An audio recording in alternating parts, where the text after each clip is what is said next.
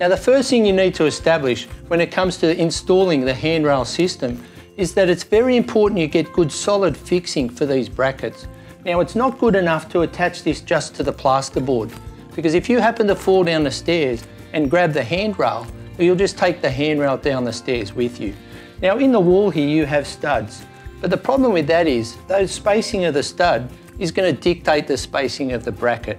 Now a best method here is to attach a solid piece of timber to the studs, and then you can attach your handrail bracket to this timber in any position you want. Now to mark out the angle of this solid timber runner board, we need to do that because as it changes direction it goes down the stairs. Now there's a number of ways of doing it, but the real simple way really is just place one of the boards on the wall here. Mark the intersection down here at the front of the nosing, and then take another board and place that in the front of it, resting on your nosings down the stairs, and mark the position here at the front of the nosing, and again here where it intersects the other board.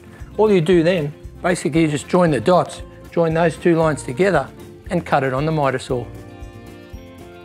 Now I'm pretty happy with that angle, so the next step is to attach the runner board to the wall. A couple of things you need to remember here is to make sure you get good fixing with the runner board, so you need to find those studs.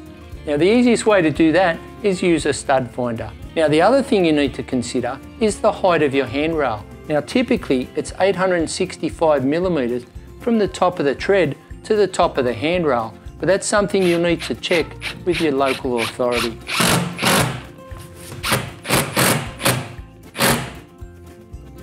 Well, that's the runner board done. Now we're up to the installation of the handrail, and to do that we'll need these fittings. We'll need some handrail brackets.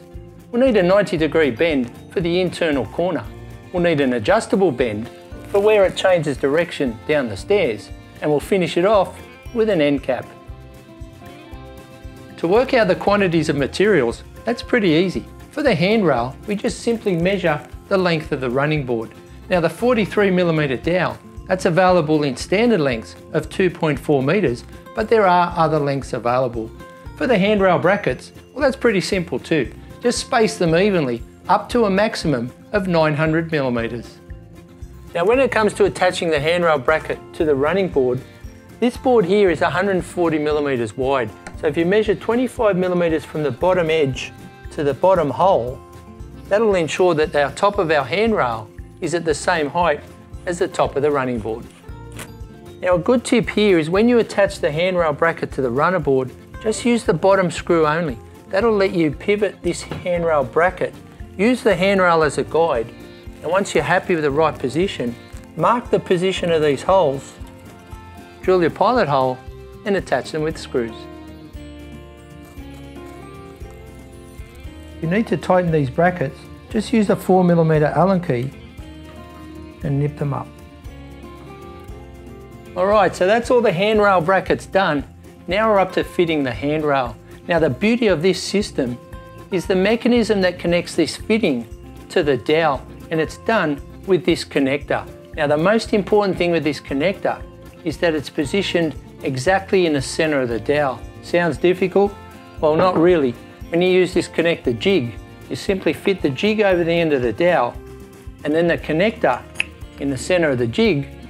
Now the other tip here, it's a 5mm hole.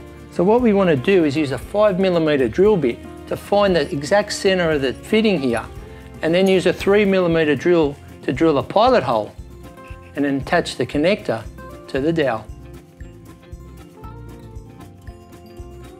Another couple of tips for you.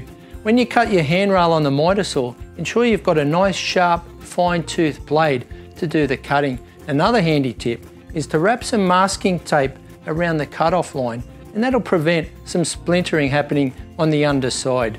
Once you've cut your dowel to length, use some fine abrasive paper, maybe about 240 grit, and just sand the arris around that sharp corner there. Just remove that, and then use a 50mm screw to connect your connector. Alright, so we're looking good now. What I've got here is I've clamped this handrail in position. Now it's very important that when you clamp this in the position, you need to align this pivot point, or the center of this fitting, in line with your angle cut. Now here on the back, I've also clamped this handrail in position. Now to get the length of this handrail, all I need to do is measure from the end of this fitting to the end of the other. Now that's dry fitted, so what I need to do now is take the dowels off, give them a good sand, and then put them back for final fixing. Now these fittings need to be glued in place.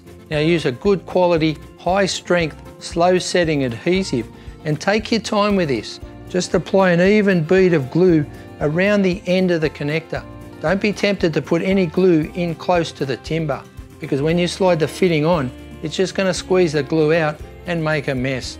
And remember the rule, more glue doesn't make a stronger joint, it just makes more mess. Well, that's it. I've just finished connecting the handrail to the bracket.